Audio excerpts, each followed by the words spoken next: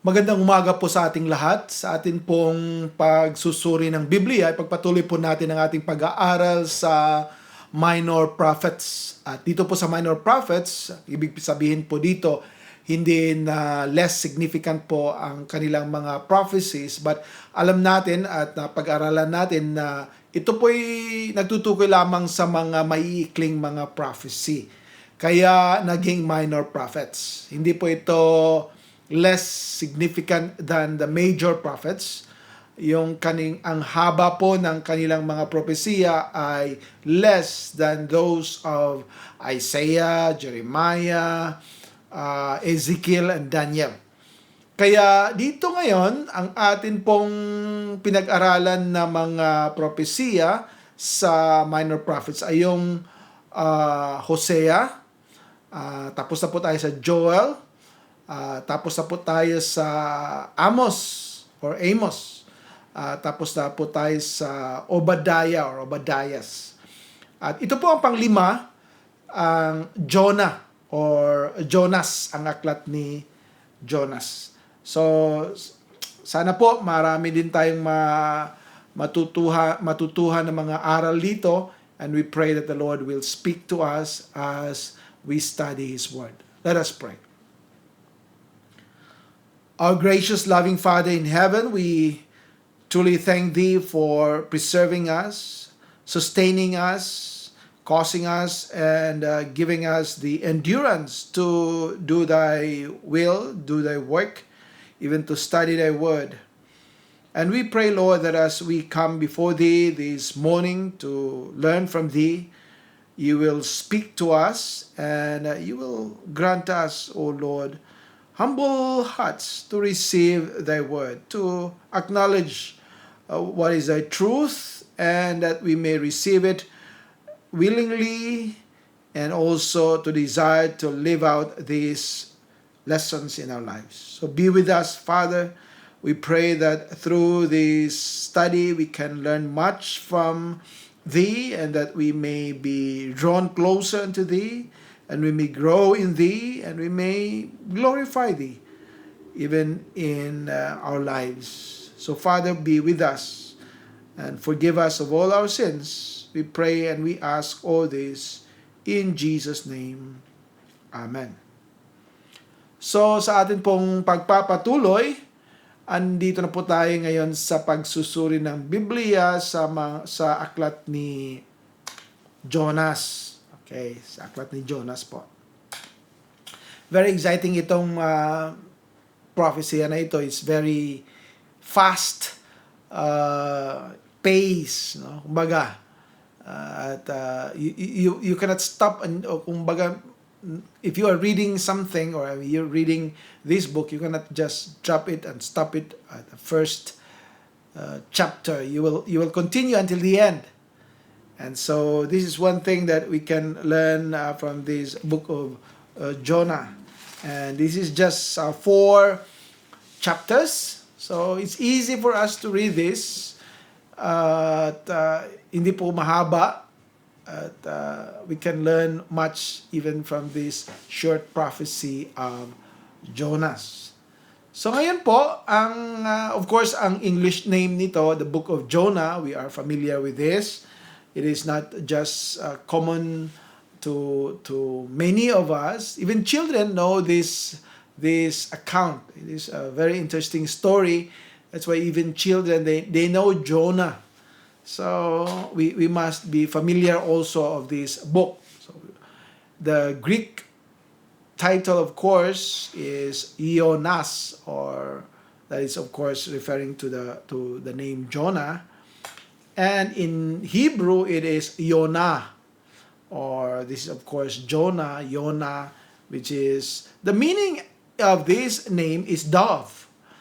Interestingly, it is a name that shows how a bird is, alam natin yung dove, di ba? It's kahit na saan mo yan dadalhin, it is able to trace back kung saan siya nanggaling.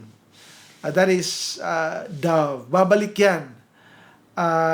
kahit naihiwalay mo sa sa kanyang sariling lugar, it knows how to trace back to its original place. Ganyan din ang nangyari sa buhay ni Jonah. And that is what we can see in this book. I pray the Lord will help us to understand more of this book. Ngayon, ang aklat po ni Jonah o Jonas sa Tagalog ay nagbibigay sa atin ng maikling sulyap sa buhay ni Jonas. Katulad ng ibang mga propesiya, katulad sa buhay ni Isaias, ni Jeremiah, ni Ezekiel, ni Daniel.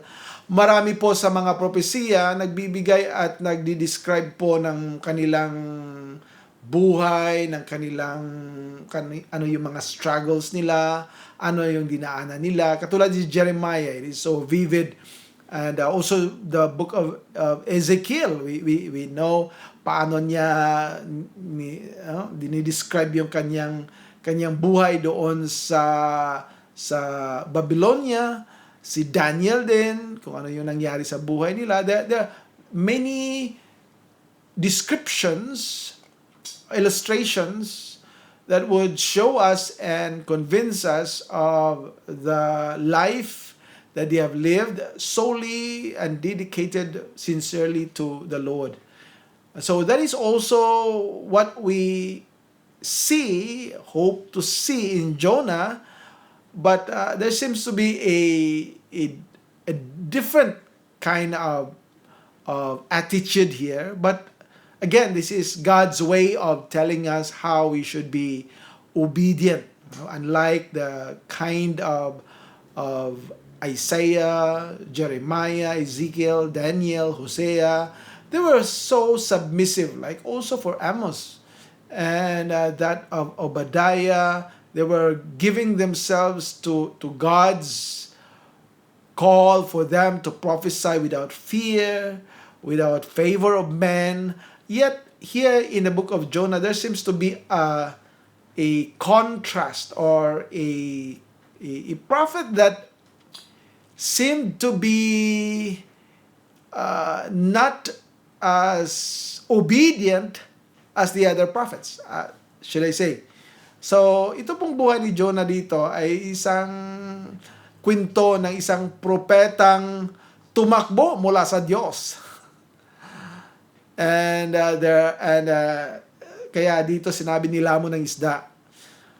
And we may think of this as a kind of rebellion, but we can see also the reason why. Yet we see na dito sa propesya ni Jonas ay isang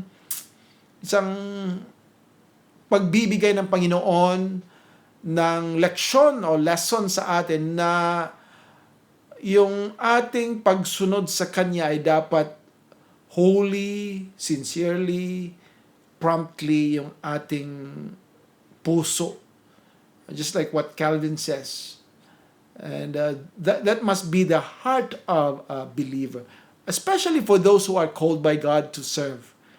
We should not be hesitant to follow His will. Not that we are thinking of other things. Maraming mga nag-serve ngayon ng Panginoon. They are thinking of other things other than giving themselves to the Lord. Kaya nga, in times that there are difficulties, in times that there are adversities, madali silang they can easily turn back at aalis at hindi na mag-serve ng Panginoon dahil nga they have reservations. And so just a little bit of challenge or a little bit of adversity or a little bit of opposition, they turn away because they're already preparing themselves to do it. May plano na sila. Konting tulak na lang, they will do it. So I pray wala yan sa natin. We are desiring to fully give ourselves to the Lord until death. And that is, of course, the right way dahil yan ang tawag ng Panginoon sa atin. Kung hindi tayo tinawag, that's the reason why I should say that is the reason why many would immediately turn away from God dahil wala talaga silang tawag. They're not called by God, they're just there because siguro they just feel like it, or they think na ito yung buhay na masaya, maganda dahil nga easy, tatanggap lang ng pera, less yung trabaho, mag-preach lang every Sunday, pagkatapos Monday to Saturday, I'm free, I'm relaxed, tatanggap lang ng sahod, ay napakasarap na buhay. Ito yung gusto ko. And so we enter into this kind of work, or give ourselves to say, oh, I'm cold. Ngunit, sa katotohanan, wala talagang tawag ng Diyos. Kaya pagdating ng panahon na papakita ng Panginoon, hindi kita tinawag, they can just easily go and turn about and find their own ways. Time will tell. Marami yan. Kahit na sa mga graduate ng FEBC, you can count, and even you can count those who are staying, and you don't have time to count on those who are leaving or who have left. Very sad, but yan po ang nangyayari, and I pray it will not happen to all of us, to many of us who are here. Kaya itong isang prophecy ni Jonas ay magandang hamon ito sa atin, or reminder din sa atin, and to check ourselves. Kasi we are to be faithful and loyal to our master.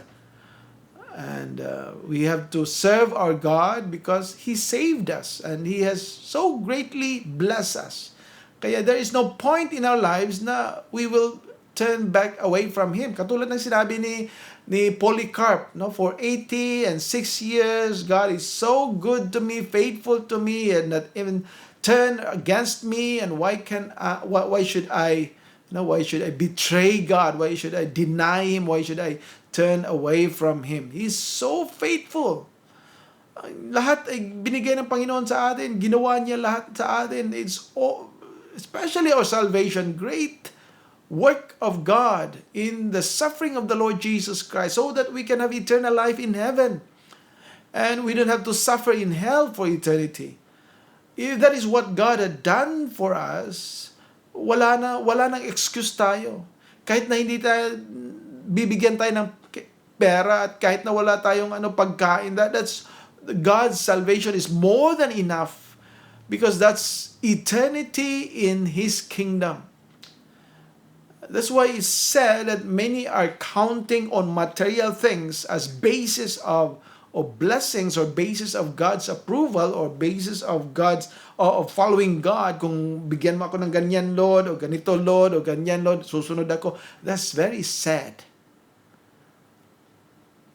It has been given, and that is the great salvation that God has wrought in our lives. That's why when we understand that, we don't have a point. Wala itong punto sa buhay natin. Natatalikod tayo sa Panginoon. I'm so quite excited with this, because I felt the burden dahil nga sa mga narinig natin sa ating mga kasamahan na ganon, tumalikod, ganon, umalis. Kaya dito makikita natin ang katibayan ng biyaya ng Diyos.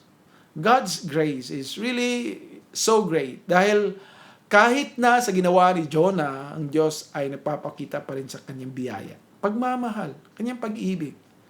At kahit na sa ginawa ng mga tao ng Nineveh, at gaano sila ka bastos na tao, mga taong they were so cruel, they were so, they were murderers, they were killers, they were so cruel people. Yet God opened the way for them to hear the word.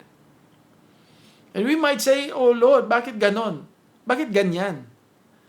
You just come to think of yourself and even think of myself.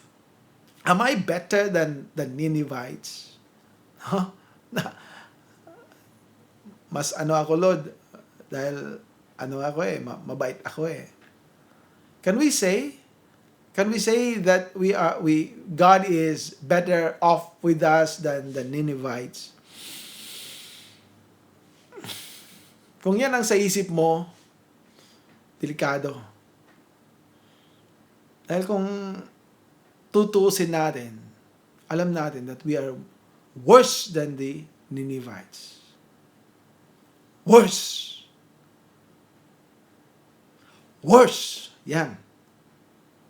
Alam natin kung ano yung worse? Mas ano tayo? Mas masama kaysa mga Ninevites. And yet, God gave us opportunity and privilege to hear His word and even be saved. Yan dapat ang pag-isipan natin. Dahil kung alam natin yan, we don't have a point in our lives to turn away from God because of the great grace and mercy that He has extended us. Pero kung sa isip natin, mabait tayo, dapat naman akong iligtas ng Panginoon dahil ganito ako, ganito yung nagawa ko, ganyan yung plano ko, ganyan yung proyekto ko, daming simbahan na tatay dahil sa akin, ako'y pastor noon, kung tayo mag-iisip ng ganyan, time will tell kung kailan tayo aalis sa ating paglilingkod sa Panginoon. Time will tell. And in God's perfect timing, yan, papakita niya sa'yo. Kaya, let us understand it. This is a short prophecy, but it is deep in meaning. And we must be also meditatively focusing on this, because if we just understand it with our bare minds, itong mga utak natin na bubo, you may think of scientific and whatever things, marami kang ma-explain pero wala kang makuhang spiritual understanding. So, si Jonas ay na-mention ng 2 Kings. No? I'll just read to you 2 Kings chapter 14. And this is why we know he existed during the time of the kings. And because of that, alam natin na pwede nating ma-estimate yung period kung saan siya nag-prophesy. Okay, 2 Kings chapter 14 and verse 25, sabi ng salita ng Diyos, kanyang isinauli ang hangganan ng Israel mula sa pasukan ng Hamath hanggang sa dagat ng Araba, ayon sa salita ng Panginoon ng Diyos ng Israel, na nagsalita sa pamamagitan ng kanyang lingkod na si Jonas na anak ni Amittai, na propeta na taga Gath-Hefer. So dito sinasabi siya isang lingkod. So we know he's a servant. We know he served God. We know he's a prophet. And yet in times of weakness, in times of fear, in times of biases, in times of our personal affection or personal views, merong mga panahon na we turn away from God. But if you are truly called by God, you will return. You will serve back, or you will papatuloy mo yung paglilingkod mo sa Panginoon. If not, then yan ang proof to show that indeed you are not called. So ngayon, sinabi nga na Jonas was there. So it is a proof that he existed. Hindi po siya isang, kumbaga masasabi natin is just an imaginary character. Hindi po. He was there. In fact, kung tingnan natin itong 1st, 2nd Kings, 1st and 2nd Chronicles, these are historical books. Historical books. kung sabihin nating historical books, ay kasaysayan. Kung yan ay kasaysayan, may na-record yan dahil katotohanan. Hindi po maging history yung mga hindi totoo. At alam natin that this was written because it is the Word of God, and therefore it is true that He existed. No, we don't have time to debate whether He existed or not. He is mentioned here, and God says He existed, then wala kahit isang tao na pwedeng magdebate, talaga bang may Jonas o wala. Okay, so ganun. And we know na dahil sa time na ito, dahil this was a time of Amaziah, we can estimate na the book must have been written around the 8th century BC. That means around malapit na, or around the time na umatake yung mga Assyrians, or could be at a time na they are blooming, growing up, or it could be the time na after they have attacked Samaria. Okay, so we can say that this was the time where when this book was written. Not necessarily itong time ng sinabi dito sa 2 Kings, but because he existed at that time, it could be that later, after the attack of the Assyrians on Samaria, that these things happened. Okay, so it's not mentioned in the Bible, but it could be because of some reasons that we can see later. Okay, so ang aklat ni Jonas ay nagpapakita ng mataas na antas ng kahusayan pampanitika ng Ebreo na ang estilo ay mayaman at iba't iba. Ito po yung appreciation ng book na ito. It is not because it was mentioned by the Lord Jesus Christ because of its great literary way of expressing or writing. Ngunit sa lahat ng mga hindi naman it is number one. Ngunit we can, according to the scholars who knows Hebrew, they saw this writing as one of the best in how Hebrew grammar arrangement was written. In fact, sabi dito yung style dito ay very rich and very varied. Kumbaga, it was a way of expressing in a very convincing way that talagang kung you are a Hebrew or a Jew and you are reading it, you can just devour it and read it because it is truly a literature that reflect the kind of the Hebrew emotions, Hebrew arguments, and that is what is in Jonah. Sa ibang mga scholars, ito sinasabi na ito ang isang obra maestra ng retorika.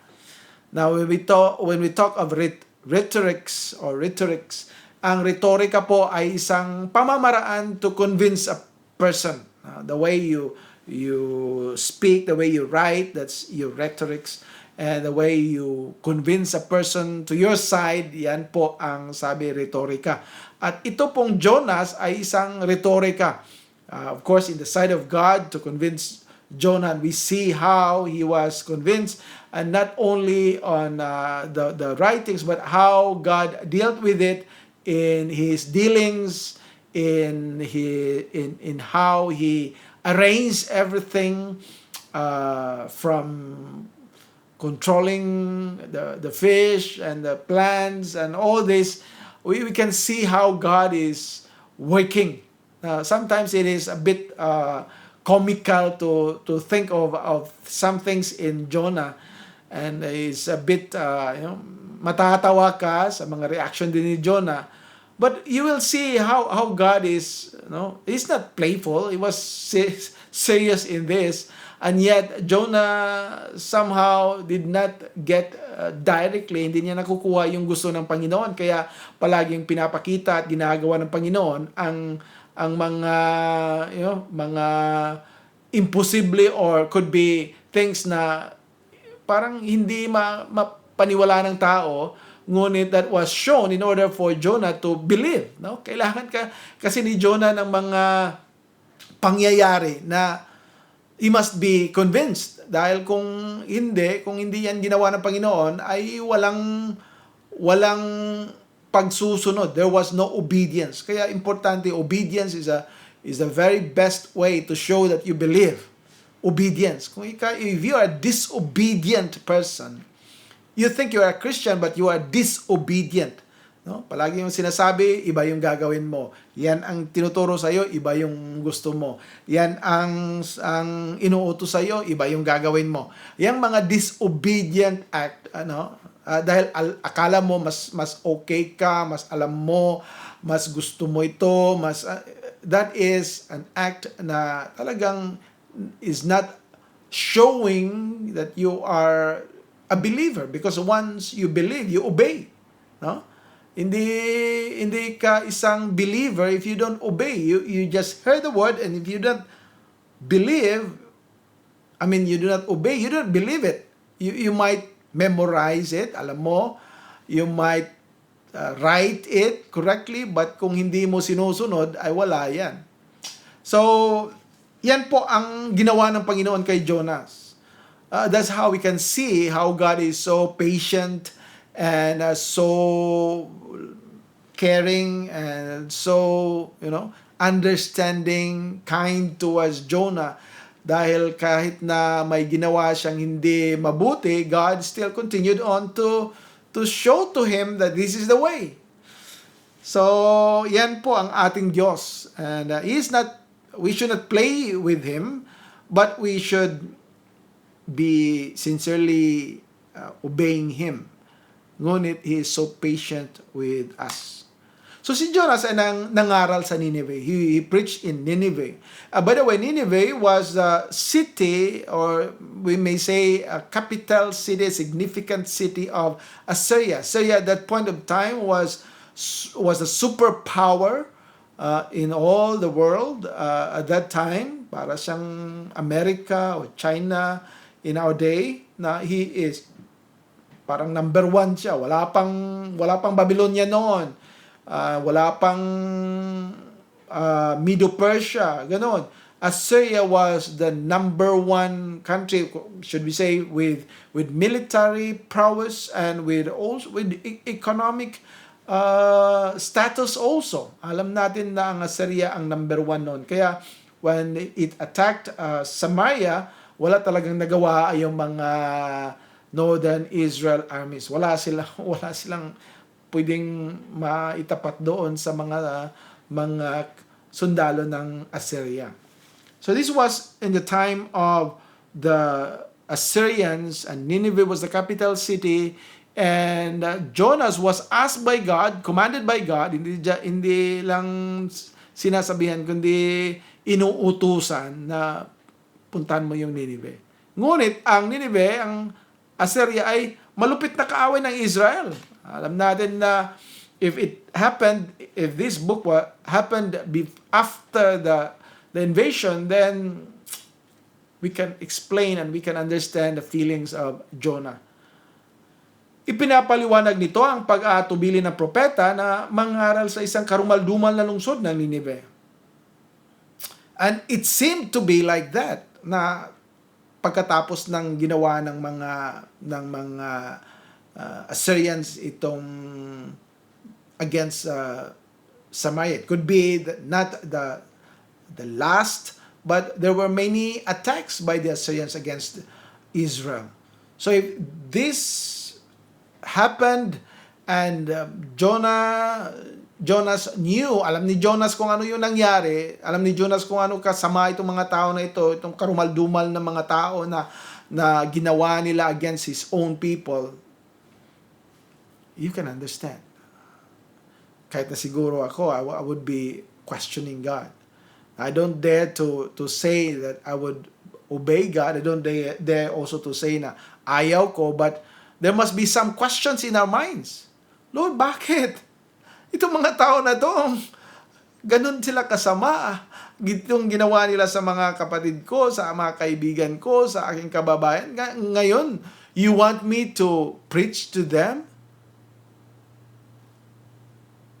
That's a normal feeling of a person. Yet if we are Christians, we should understand kung ano yung gusto ng Panginoon. Kaya makikita natin dito yung pagmamahal ng Panginoon na hindi maiintindihan ng tao. It's more than what man can think. Yung pag-ibig ng Diyos sa tao, it's more than what we can imagine. It is immeasurable. Hindi po natin masusukat dahil is so great. So, itong pagsuway at pagbabalik loob sa Diyos ay ang mga susing paksa sa aklat na ito. So, we must understand kung ano yung ginawa ni Jonas. Dahil dito, makikita na malalaman natin na Jonas was disobedient and yet he obeyed, and yet in obedience, he was still disobedient. And then he obeyed, and although in obedience, he was a little bit hesitant. Parang ayaw pa rin niya. Marami pa rin siyang complain. Parang tayo, di ba? Sinasabihan tayo ng Panginoon, ganyan, ganito. Pagkatapos natin gagawin, kung hindi pa makikita natin yung resulta, mamaktol tayo, nagagalit tayo, nagko-complain tayo. We can easily do that. Hindi natin tiningnan kung sino ba itong Diyos na we complain. Do we have the right? Do we have kung baga, do we have the power? Do we have the privilege? No, of course not. We don't even have the right. We don't have even the authority to ask Him. Dahil sa Diyos. Papasalamat tayo, our God is patient. Our God is very understanding. Kung sa tao pa yan, matagal na yung wala na. Binaril na kung sa iba pa. But then we have our God is so good, and thank God for that. But of course, we have to know that this is not forever. I mean, God has some point in time na hanggang dito lang. Katulad ng mga Israelites din. Hanggang dito lang. Kung ayaw ninyo, okay, you will suffer. Okay, you will have to take the consequence, to receive the evil consequence of your actions. So, ang pangunahing tanong tungkol sa aklat ni Jonas ay ang kategorya. Because it is being questioned by scholars. Dahil ayaw maniwala yung iba na ito'y isang kasaysayan. Maraming nagsasabi, ay, talinghaga lang yan. Hindi yan totoo. Paano isang tao lalamunin ng isda, mabubuhay? Paano? Ano bang nangyari doon? Biglang may bagyo, kaya yun mangyari. Ano nangyari doon sa Nineveh? Napakasungit yung mga tao doon, mga masasamang mga tao, biglang mag-repent. Ano ba naman yan? Ano lang yan talinghaga lang yan para ma-encourage tayo na gagawin natin yung gusto ng Panginoon. Pero hindi na mangyayari sa normal na sitwasyon. Yan ang pag-iisip ng iba. At karamihan siguro. I hope hindi ito sa inyo. You don't think this as something fictional. Kung sabihin natin fiction, kumbaga hindi totoo yung si Jonah, hindi totoong nangyari yan, katang-isip lang ginawa ito dahil nga may gusto lang yung Panginoon na sasabihin sa atin, parang isang lang ito, kwento to illustrate something. Kaya ito yung dalawang view, is either history or something that is just fiction, talinghaga, something na it is made up, gawa-gawa lang ito ng tao. Now, for those who believe that this is just a fiction o isang, kumbaga sabihin natin, made up story ng tao, sabi nila, ito'y nagsasabi na kathang-isip lang ito, is just an imagination. Hindi ito katotohanan, wala talagang taong na tinapon doon sa dagat at nilamon ng isda, walang isang tao na pumunta doon sa Nineveh, wala din mga tao na nagsisisi sa kanilang mga kasalanan. Ano lang yun, illustration or baga a story, just like the fairy tales, and they live happily ever after. Yan lang yung nangyari, hindi totoo. Do you believe in that? I don't. I don't believe that is the case. At sabi nila, yung kaligtasan daw na nangyari doon sa Nineveh ay isa lang yung isang paglalarawan na magsusumikap tayo na dalhin yung salita ng Diyos sa ibang bansa, sa ibang mga tao para sila magsisisi. Na may posibilidad na yung tao, kahit na gaano kasama sila, pwede pa rin silang babalik sa Panginoon o magsisisi sa kanilang mga kasalanan at tatanggapin ang Panginoon. Kaya yan ang purpose ng Jonah. Sabi nila, ito lang ang gusto ng writer. Hindi talaga ito nangyari sa katotohanan. Isa lang itong talinghaga. At may gusto lang yung Diyos na sasabihin sa atin na tayo ay maging mga maawain na tao, puno ng biyaya, dadalhin natin yung salita ng Diyos sa maraming mga lugar. At kung dadalhin natin yan po ay ang gusto niya, isang punto, isang theological point lang ang gusto na malalaman ng Panginoon para sa atin. Ay hindi po yan ang katotohanan. Now, mayroong magbibigay po tayo ng 4 na mga pagsasaalang-alang, considerations. And I want you to consider, not that you have the choice, but for me, it is a consideration that you must consider. Ito po isang mga considerations po ng aklat ni Jonas na ito'y tunay na kasaysayan. Hindi po ito nangyari dahil kinatang-isip ng tao or inimbento ng tao or ini-imagine ng tao. Hindi po. Ito'y tunay na kasaysayan. Nakita nga natin kanina na talagang may isang propeta, may isang taong Jonas. At saan ito natin makikita, mababasa? Doon po sa isang historical book. Na kung doon nakasulat ito sa isang historical book, ay itong tao ay historical. Na siguro, pwede nyo sabihin, yes, historical yung tao, pero yung pangyayari hindi historical. Imposible. Okay, tingnan natin itong 4 na mga bagay na dapat natin i-consider to understand that indeed it is history. Ito'y kasaysayan. Hindi po ito isang imagination lang ng tao. Una, kanina nga, sinabi natin, binasa natin, si Jonas ay isang tunay na propeta. Siya tunay na tao. Hindi po siya imahinasyon. He existed. And that's why when he was mentioned, alam natin that he is really a person na buhay. Hindi siya isang fictional character katulad ni Superman, Batman. hindi po siya isang imagination. He is a true prophet. He existed. He lived. He was a man. He was a prophet of God.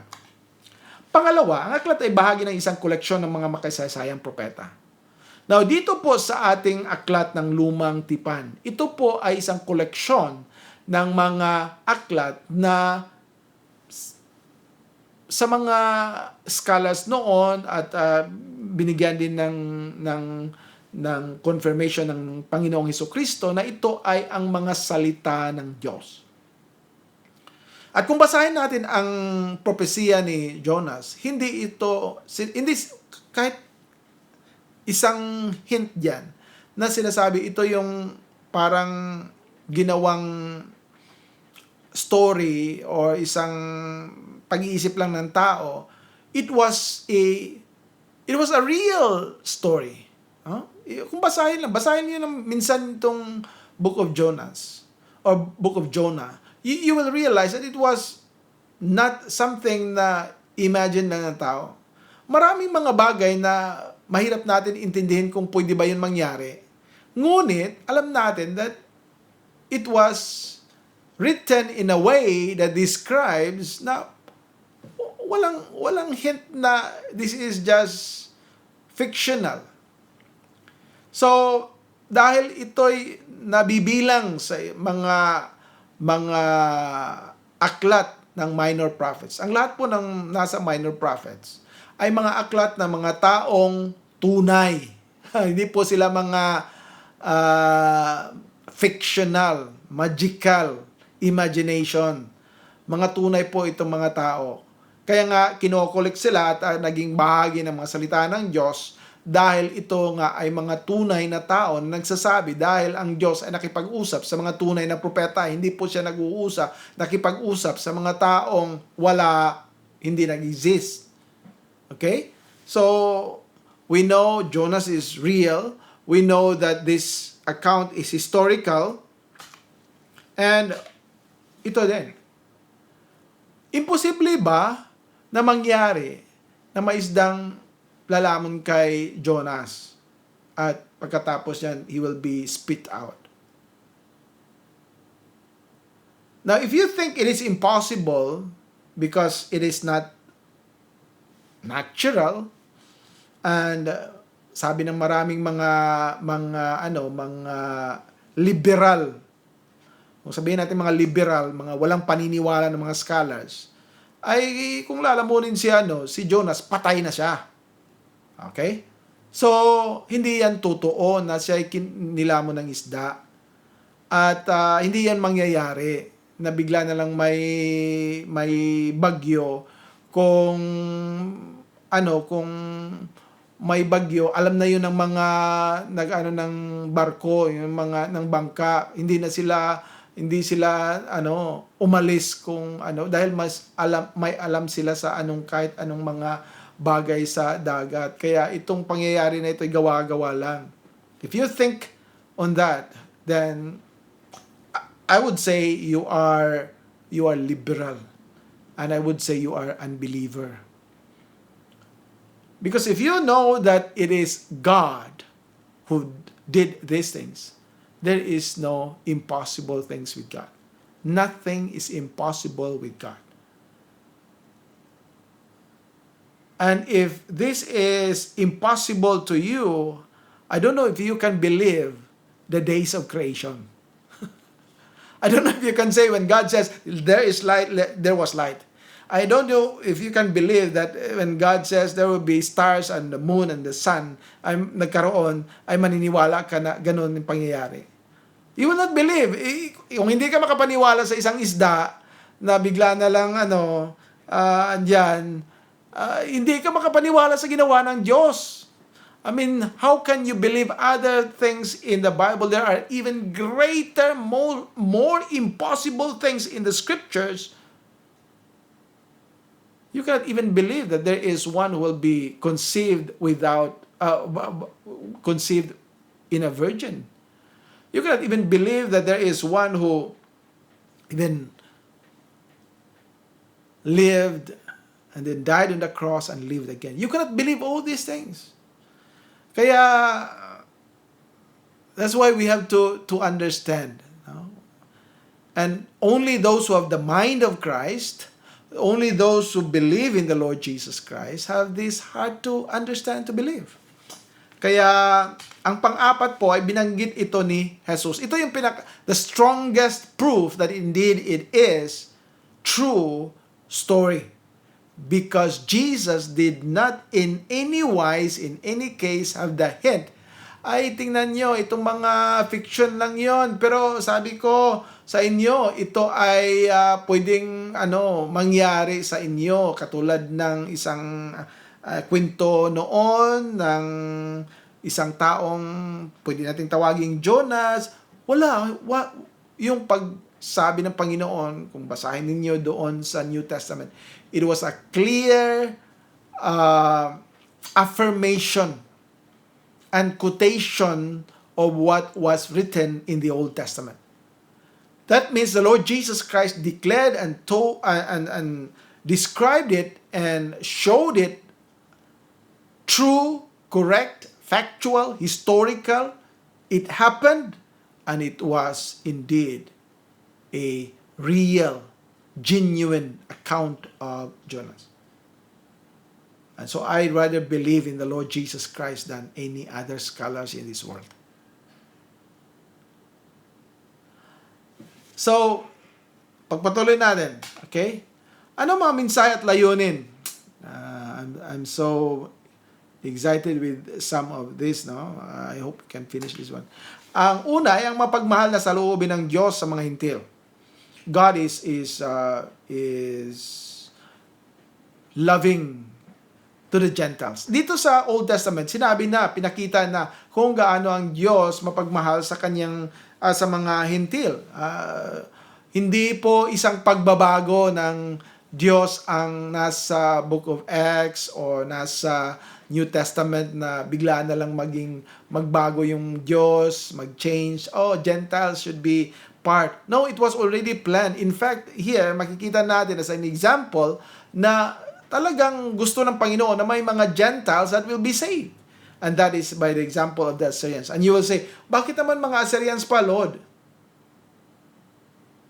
Siguro dapat nang itanong, bakit ako, Lord? Yun sana ang tanong eh. Dahil you are worse than the Assyrians. You should ask, bakit ako, Lord? Hindi, bakit mga Assyrians, Lord? Ha? Dapat yun ang tanong natin. We think sometimes we are too proud of ourselves na as if we are worthy of salvation.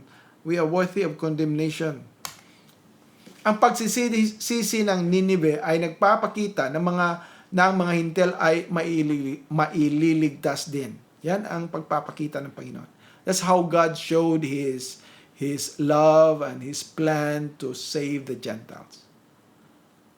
And can we not be thankful of this? You know, if I read the book of Jonah, I would be thankful, praising God, Lord, thank you. You saved the people in Assyria, and that showed that I too can have a chance to be saved. I'm worse than them, but if you have forgiven them, then Lord, you can also save me and forgive me of my sins. Ganon sana yung ating understanding dito. Don't ever think that you are better than these Assyrians. God would be pleased to save the Assyrians than us. But, papasalamat tayo sa Panginoon dahil He is so gracious to us. Interesado ang Diyos sa lahat ng tao.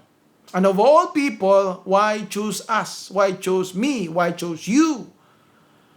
Isang alalahanin na umaasa na sa utos ng misyonaryo ng bagong tipan. This must be something in our hearts, especially for us today who are called by God to serve Him. We have to understand God is ever interested for the salvation of men. That is His desiderative will. Desire. Desiderative will. God's desire. God is not happy to see people to be condemned. God is not happy to see people being punished. God wants us to be saved. Ito lang yung taong tigas talaga ng ulo. Ayaw maniwala. But for us who have come to the Lord Jesus Christ and believe, we must realize also, napakatigas ng ulo natin. Natanggap lang natin si Panginoong Jesucristo dahil sa biyaya niya. If not for God's grace, then we could not have believed in Him. Oh, how we should praise and thank the Lord. How we should give glory to Him. Lord, thank you. That's why itong pasasalamat natin sa Panginoon, this would be unending. That's why eternal yung life natin binigay ng Panginoon. Dahil kahit nasa eternity, hindi yan enough to give thanks to Him for what He has done to us. Imagine eternity in hell. Can you imagine that? Just imagine yourself to be eternally forever in condemnation, in anguish, in torment, in torture, in hell. And then God saved you. You cannot end up saying thank you to the Lord. We cannot end saying thank you to God for what He has done to us. Hindi yan na-realize ng maraming Christians eh. Dapat i-realize yan natin. Dapat na maintindihan natin yan. That's why God gave us eternal life that is forever. We have to be eternally thankful to Him because we are supposed to be eternally condemned and yet God saved us. Yan dapat ang nasa puso natin. That we desire.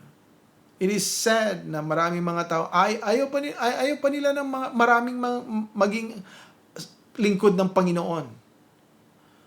They are even angry na maraming mga taong mag-aral ng salita ng Diyos. Why? Are we not happy? Is that not the prayer that God tells us to pray, that there be more, or will come, that the Lord of the harvest will send forth laborers?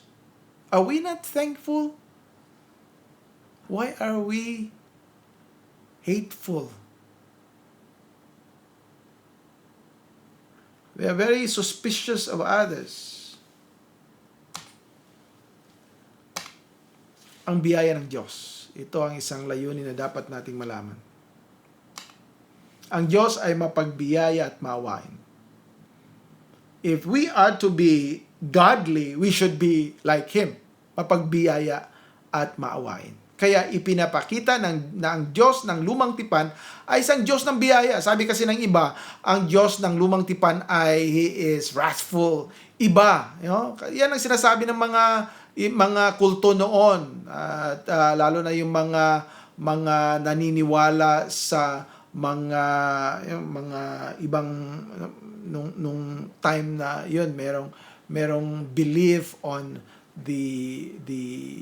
that God in the Old Testament is so cruel. Itong Diyos ng New Testament, itong loving. Yung noon, yung panahon ng Old Testament, very wrathful. Ayaw natin yan. Ayaw natin basahin yung Old Testament. No. This shows how God is gracious and merciful. And He's the same God with the New Testament. And that's why when we think of kung ito ang character ng Old Testament God, this is the same also character with the New Testament God, because the Old and New Testament is the same God. You cannot say na ang sama naman ng Diyos ng Old Testament. Mas mabuti parang yung Diyos sa New Testament. Yan ang mga liberal na paniniwala. It's the same God. Jesus is the Jehovah. That's why He says, I am that I am. So, we have to understand this. Ang biyaya ng Diyos. The grace of God upon His people. So great. But take note, this grace of God is not a license for us to sin. That's one thing that we have also to remind ourselves. Dahil maraming mga Christians ngayon, maraming mga simbahan ngayon, they are using this grace or God's grace to be a license. Dahil mapagmahal yung Panginoon, puno ng biyaya, maintindihan niya itong aking bisyo, maintindihan niya itong aking emotional upsets, or maintindihan niya yung mga ginagawa ko, maintindihan niya yung pangangailangan ko. Maintindihan nga, but you and we and I must understand He is God. He is not our servant. Tayo yung servant. We must not take the grace of God as a license. Itong magbibigay sa atin ng lisensya na gagawa tayo ng kahit anong gusto natin dahil maawain ang Diyos. That's the mentality of one who is not saved. That's the mentality of an unbeliever. That's the mentality of a hypocrite. That's a mentality of a person who does not really know God. He's just assuming he knows God, and yet he is without God. God's grace will lead us to humbly come before Him and trust in Him and submit to Him. That's God's grace. It will not lead us to sin.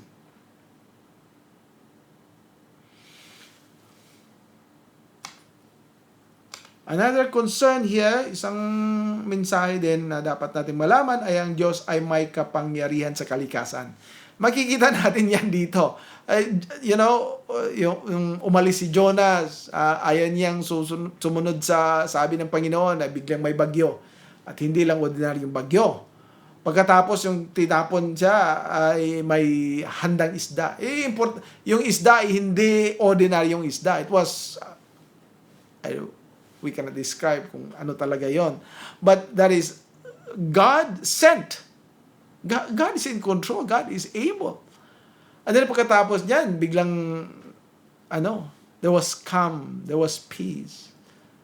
And even God is able to control the plants.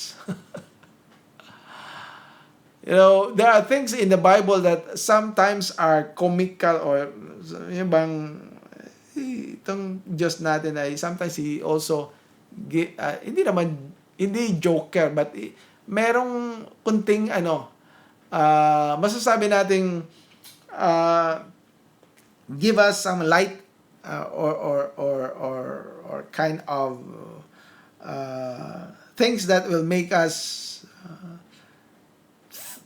laugh na hindi naman na this is something na walang kabuluhan but something that will prick us is a bit funny but it's pricking us katulad ng nangyari ni Balaam, di ba?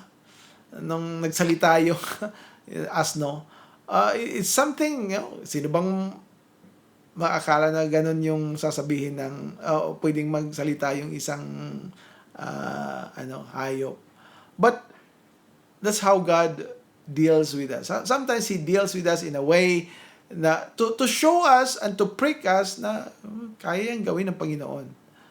And that's how He controlled the plant, and how also God is able to change the hearts of men, cruel people, ruthless, people who are mga taong walang awa yung mga tao na yon. Alam natin sa history kung anong ginawa ng mga Assyrians, ng mga Ninevites doon sa Samaria. You cannot imagine a person na ganun yung ginawa at biglang mag-repent. Mahirap natin i-imagine yon. But yet, that happened. That's how God is able to control everything. Sa kalikasan, sa puso ng tao, sa hayop, sa mga halamanan. God is able to do that. That's why we have to be great, to be thankful to Him. He is God who is in control of everything. Pang-apat dito, ang kawalang kabuluhan ng pagtakbo mula sa Diyos. Ito yung warning sa atin. Don't think you can run away from God. Merong isa kaming kaibigan noon, kapatid, na sinabi sa isang tao na pumunta sa pag-worship ba, sabi niya, you better receive God today. Because if indeed God has chosen you to be here, sooner or later you will receive the Lord Jesus Christ. You better do it today. You don't have to delay. Now, if you also sa atin mga nagsiserve ng Panginoon, minsan may time na ayaw natin, na hindi ko gusto dahil ganoon yung pride natin ba, na ayaw natin gagawin yan, ayaw natin susunod yan, ayaw natin makapareho sa iba, ayaw natin ng ganoon, ng ganyan, and we don't want to obey God, we want our own. Ayaw nating sundin yung mga sinasabi ng ating mga magulang, mga sinasabi ng ating mga lecturers, mga sinasabi ng ating mga pastors, ating mga preachers, yung mga sinasabi nila ayaw natin, hindi natin sinusunod dahil mas gusto nating susundin yung gusto natin, yung nasa puso natin. Walang kabuluhan yan. If that is what is the will of God upon us, we are just escaping and trying to make ourselves miserable. Miserable yung buhay mo. Miserable yung buhay ko kung hindi natin susundin yung gusto ng Panginoon. And you better have to submit to God. Dahil sa problema ang pinasok ni Jonas na sinubukan niyang tumakas mula sa pagtawag ng Diyos ay isang babala sa mga mambabasa. Tayo ngayon nakarinig ng pagtakbo mula sa Diyos ay walang saysay at nag-aanyaya lamang ng hindi kinakailangang paghihirap. I've experienced that one. Hindi naman na talagang I turned away from God, but I delayed following God. I delayed obeying God. I delayed in doing the will of God. At it was tough. That's why we better obey. Submit to God immediately rather than delay, or ang worst ay yung talagang tumakbo ka palayo at aalis sa yung lugar na ina-assign ka ng Panginoon, or ayaw mong gagawin ang kanyang sinasabing gagawin dahil may gusto ka sa sarili mo. That will even invite more chastisement. So don't be like Jonas. I mean, you can be like him who then prayed, Lord, salvation is of the Lord. But don't be like always complaining, ganon, bakit ganyan, bakit sila, yung mga taong palaging nag-complain, no? Sinasabi pa sa iba. There are people who are not satisfied with what God is dealing with them. Nakatakot yung mga klaseng tao na yon. So better be submissive to God, better be subjected to God's will, better be obedient to God, rather than running away from Him. That invites danger, destruction, despair, disappointment, a terrible kind of life. Let us pray. Our Father in heaven, we thank you, Lord, for this lesson, and we pray that as we continue to study the book of Jonah, we will learn much from what you have done to Jonah, and we can learn also how you want us to behave, how you want us to obey, how you want us to submit unto thee. And so, Father, forgive us, for many times we are even worse than Jonah, and we were worse than the Ninevites. And we thank thee, Lord, that thou art still gracious unto us. So we pray, Lord, that you will continue to be with us. Bless us, O Lord. Forgive us and cleanse us of all our sins. We pray and we ask all this in Jesus' name. Amen. Thank you.